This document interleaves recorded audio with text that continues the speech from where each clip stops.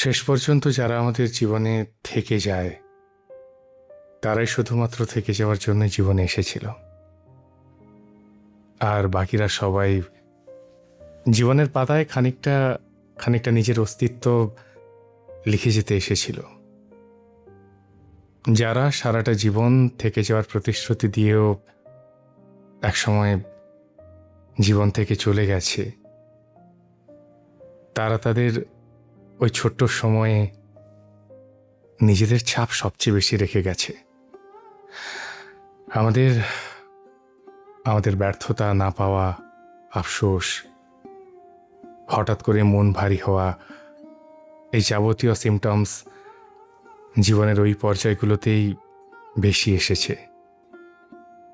আসলে আসলে যারা থেকে যাওয়ার জন্যই এসেছিল তাদের আমরা জীবনে সবচেয়ে কম গুরুত্ব দিয়েছি। আমরা সেই মানুষগুলোর জন্য সবচেয়ে কম চোখের জল ফেলেছি। মানুষ মানুষ জানতে অজান্তেই ক্ষণস্থায়ী জিনিসের প্রতি সারাটা জীবন সবচেয়ে বেশি গুরুত্ব দিয়ে গেছে। হারানোর ভয়টা আমাদের কাছে একটা বড় মায়াজাল। এই ভয়টা থেকে পালাতে পালাতে আমরা আর জীবনের স্থায়ী জিনিসগুলোর প্রতি একটুও কদর করতে পারিনি সময় থাকতে। আর যদি বলি শেষ পর্যন্ত আমাদের জীবনে কেউই থাকে না, সেটাও ভুল নয়। যারা থেকে যেতে চেয়েছিল তাদের রাখতে পারিনি, আর যাদের রাখতে চেয়েছিলাম তারা থেকে যাওয়ার জন্য আসেনি।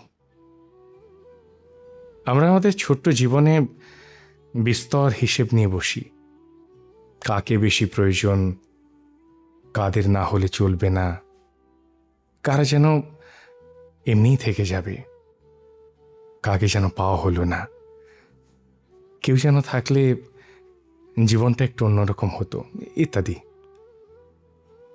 আমরা সারাটা জীবন শুধু শুধু অবহেলা করে গেছি যা কিছু আমাদের জীবনে স্থায়ী সেগুলোর প্রতি।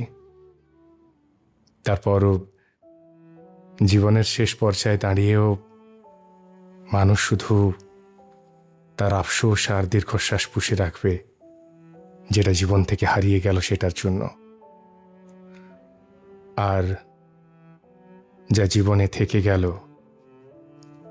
সেটা শেষ পর্যন্ত চোখের আড়াল হয়েই রইল, কিংবা চোখে পড়লেও গুরুত্ব না দেওয়ার অনুশোচনা বড্ড কম।